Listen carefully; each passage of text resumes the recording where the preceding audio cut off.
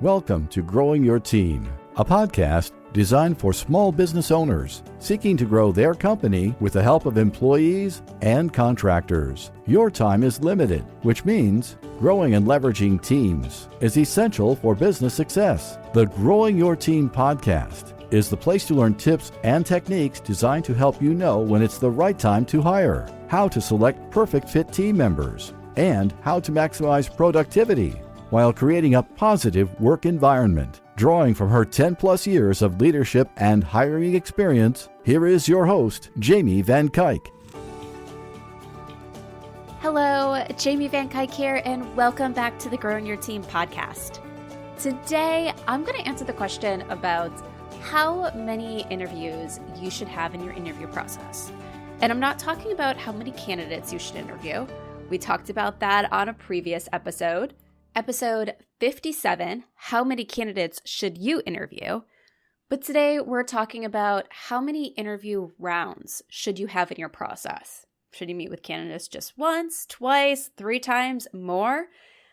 So let's talk about that. Let's talk about the right number of times to meet with a candidate before you make your hiring decision. In my opinion, you should always interview a candidate at least twice before making your decision. Now, this doesn't mean you'll meet with every candidate twice, because part of the purpose of that first interview is to weed out candidates. It's to say, these candidates had amazing resumes, but now that I'm talking to them, their experience on their resume doesn't translate to what I need. So not everyone you'll speak to twice, but the person you're going to hire, you should speak to at least twice. Or they should at least have 2 rounds of interviews during the process, even if you're not the one doing both rounds.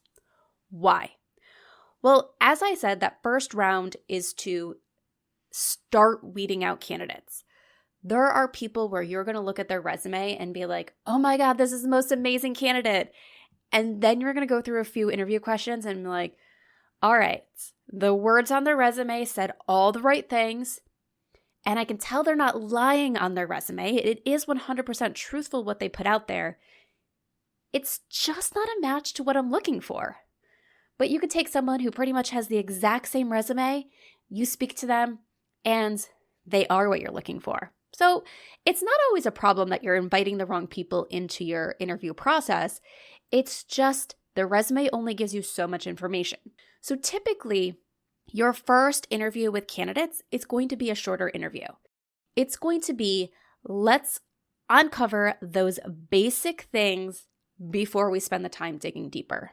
You don't want to spend an hour on the phone with a candidate or through a Zoom meeting or whatever it is for that initial interview and then be like, all right, well, I wasted all that time, both mine and theirs, and they're a definite no. I knew they were a no within the first 10 minutes, 5 minutes. So the first interview, you want it to be shorter than your second interview.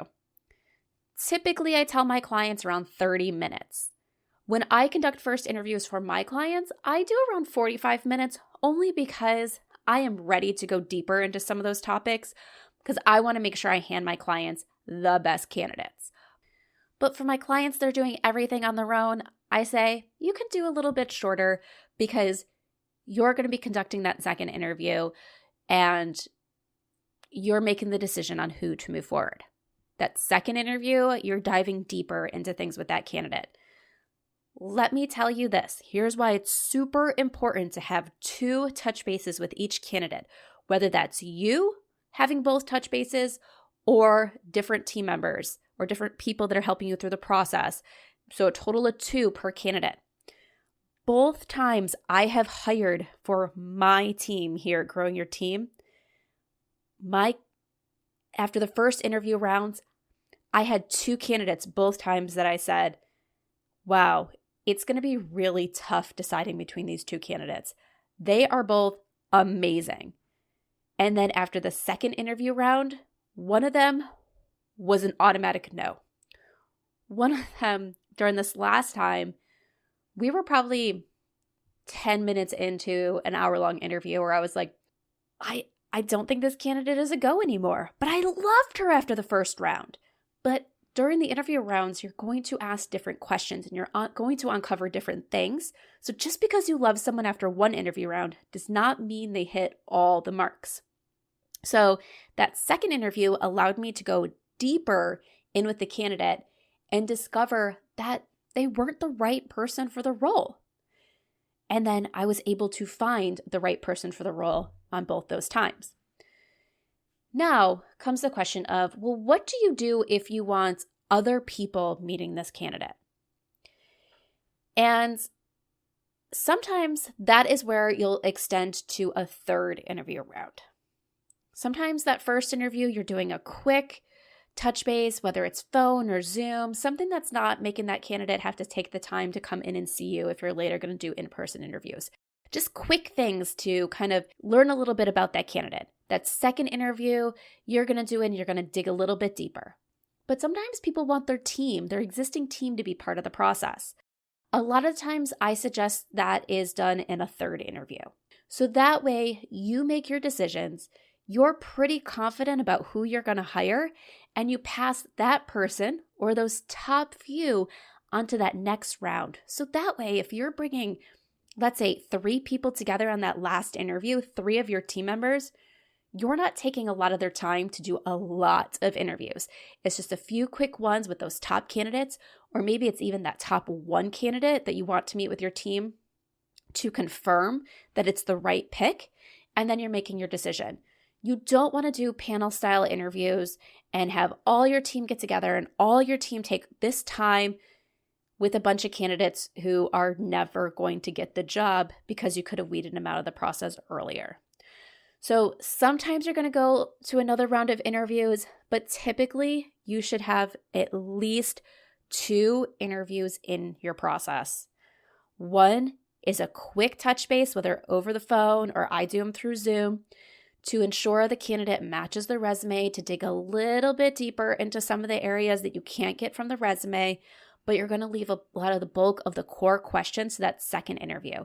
That first interview is, let's ensure this person has the right experience that aligns with what we need, because people can use the same words on a resume to mean different things, right? So as you're going through the interview process, make sure you're preparing for 2 interviews. That means developing questions for 2 interviews. You need to go into your interviews prepared with the right questions to ask so you uncover the right things. Otherwise, what's the point of that first interview if you're not going to uncover what you need to uncover? You need to ask the right questions to uncover what is needed. And remember, don't ask hypothetical questions. We want to ask behavioral interview questions. So go back to listen to episode 23, where we talk about why you need to ask behavioral interview questions. But just to let you know, when you're asking the hypothetical questions, you're really gauging if someone's a really good storyteller. The behavioral interview questions are going to uncover exactly what you're really trying to find out about a candidate.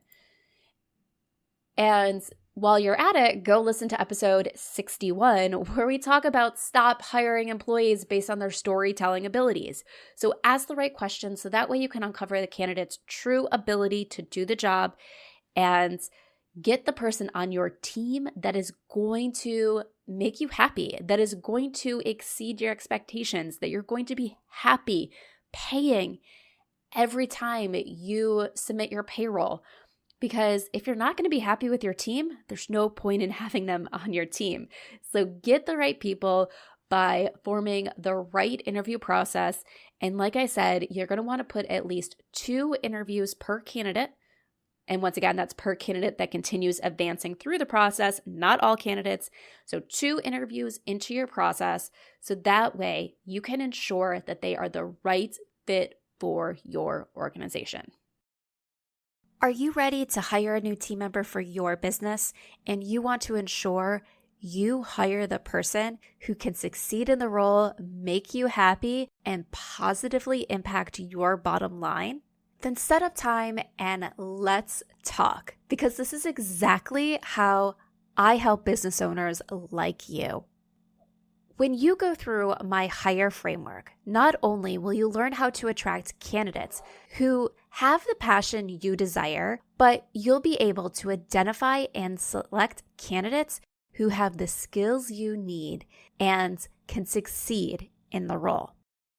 Going through this consulting process not only helps you find the right new hire for your current open position, but it teaches you how to repeat this process with every new position you add to your company as it continues to grow. So if you're a small business owner who is ready to hire, has a rough idea of the position you need to add, and you're tired of going through the hiring process only to end up with bad fitting team members, then let's talk. Send me an email at jamie@growingyourteam.com. That's Jamie, Jamie, at growingyourteam.com, or head on over to growingyourteam.com/jumpstart and let's talk about your hiring needs. Thank you for joining us for this episode of Growing Your Team with your host, Jamie Van Kuyk. Be sure to subscribe and head on over to growingyourteam.com to connect, access the show notes, and discover more ways to hire and leverage your perfect fit team. This episode is brought to you by Progressive Insurance. Do you ever think about switching insurance companies to see if you could save some cash? Progressive makes it easy to see if you could save when you bundle your home and auto policies. Try it at Progressive.com. Progressive Casualty Insurance Company and Affiliates. Potential savings will vary. Not available in all states.